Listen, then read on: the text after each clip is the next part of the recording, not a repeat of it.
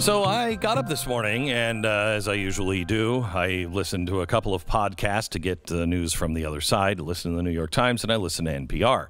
I want to just see if you can tell the difference between fact and fiction anymore and spin. This is NPR on Rochester. Listen.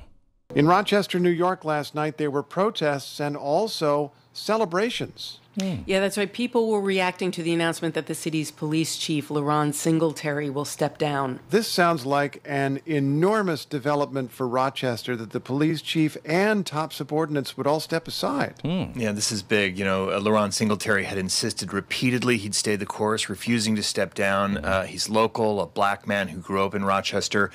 But, you know, after this horrific video was released last week of Daniel Prude lying naked on the pavement, a hood over his head, surrounded by officers, these demonstrations erupted, people on the street insisting Singletary be held accountable for Prude's death.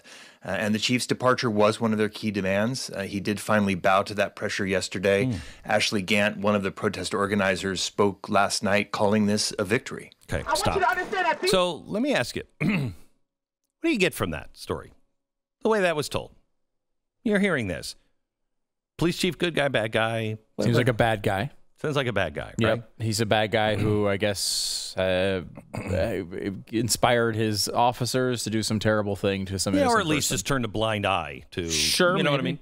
Maybe. Like I would say, yeah, had policies that encouraged it. But maybe. this is going to be good. I want you to listen just again to the first 30 seconds of this. Play that again. First part.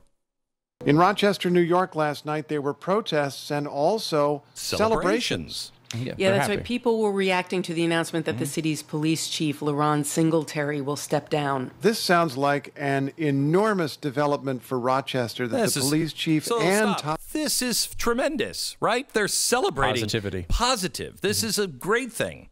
Now, let me give you another spin on the tale by just telling you what Singletary said in a press release. He is the chief. He has held the position since April 2019. He resigned along with the Rochester Police Department deputy chief and another deputy chief, Simmons. What he said was, as a man of integrity, I will not sit idly by while outside entities attempt to destroy my character.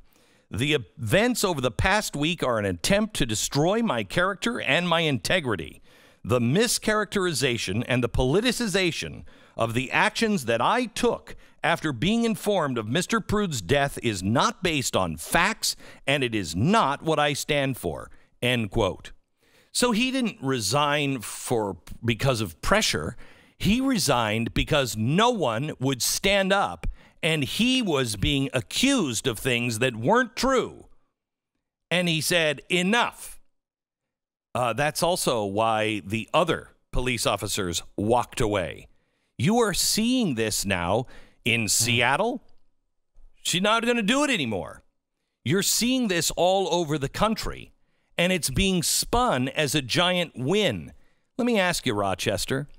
You've just gotten rid of an African-American police chief. Who are you gonna replace? Do you have a lesbian in a wheelchair? You got to be a black lesbian in a wheelchair. And two, like the guy who dies here appears to be white.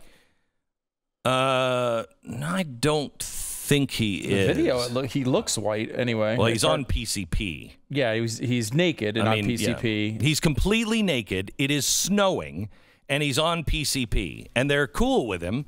As they walk up to him, they're like, listen, dude, calm down. They put a spit bag on his head. As he won't calm down, the medics are there. They're trying to get him up in a safe way. He starts to vomit. He chokes on his vomit, and they're blamed for it, including the African-American officer who's right there too. Right. I guess that's racism. The black police chief and the black. Good luck, Rochester. Good luck.